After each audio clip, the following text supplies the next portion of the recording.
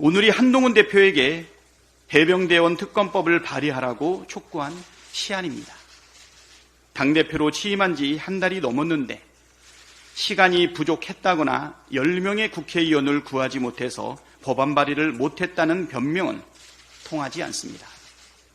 일국의 집권여당 대표가 그 정도 능력조차 없는 바지사장은 아닐 거라고 생각합니다. 계속 시간을 끈다면 진정성만 의심받게 될 뿐입니다. 한동훈 대표께서 국민께 대놓고 허언을 한 것이 아니라면 오늘 중에 말이 아니라 법안으로 보여주시기를 바랍니다.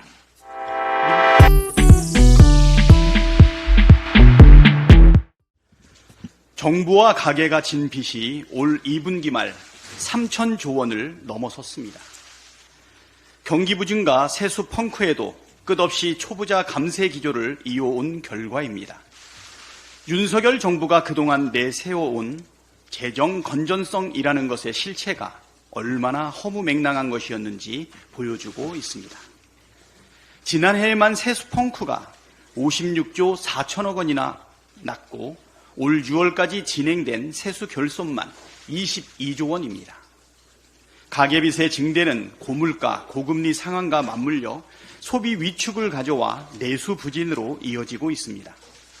그런데도 이 정부는 세수 확충을 위한 노력을 하거나 국민의 어려움을 덜어주기 위한 정책을 펴는 것이 아니라 초부자들의 세금을 어떻게 하면 더 깎아줄까 궁리만 하고 있습니다.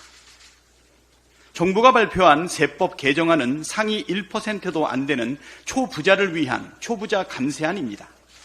정부안에 따르면 상속세 최고세율 인하는 상위 0.4%를 위한 정책이고 증여세 최고세율 인하는 상위 0.5%가 쇠층입니다. 이대로 간다면 초부자들의 세금은 솜털처럼 가벼워지고 서민과 중산층의 부담은 물먹은 솜처럼 무거워지는 악순환이 계속될 것입니다. 불평등의 완화와 국가 채무는 미래 세대에게 큰 빚이 될 수밖에 없습니다. 정부는 허울뿐인 재정 건전성을 앞세우면서 서민 지원을 축소하고 뒤에서는 초부자 감세에만 몰두하는 이율 배반적 행태를 즉시 멈추길 바랍니다. 한쪽에서는 친일파들이 득세하고 한쪽에서는 독도가 사라지고 있습니다.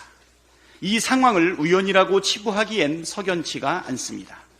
윤석열 정부 들어 끊임없이 일관되게 친일 굴종 외교가 지속해왔고 역사 지우기에 혈안이었기 때문입니다.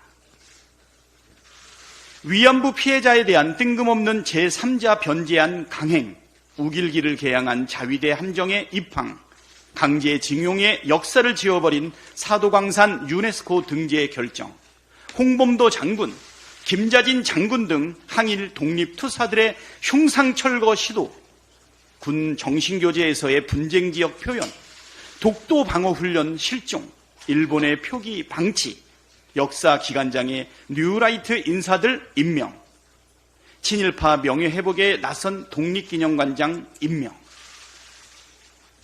이 모든 것이 일맥상통합니다.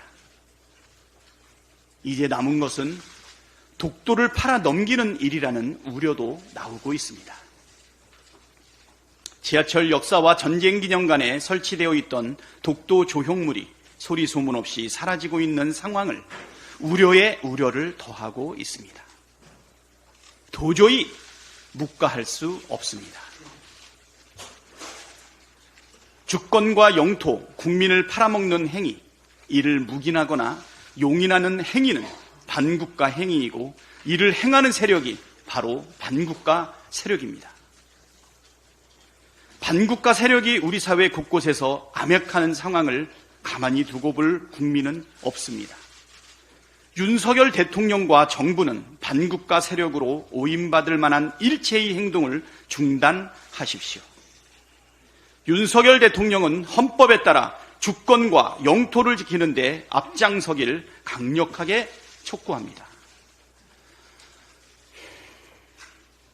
오늘이 한동훈 대표에게 해병대원 특검법을 발의하라고 촉구한 시안입니다.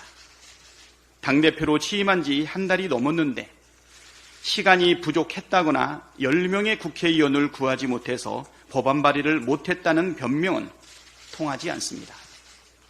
일국의 집권여당 대표가 그 정도 능력조차 없는 바지사장은 아닐 거라고 생각합니다. 계속 시간을 끈다면 진정성만 의심받게 될 뿐입니다. 한동훈 대표께서 국민께 대놓고 허언을 한 것이 아니라면 오늘 중에 말이 아니라 법안으로 보여주시기를 바랍니다. 민주당은 진지하게 토론과 협상에 응할 준비가 되어 있습니다.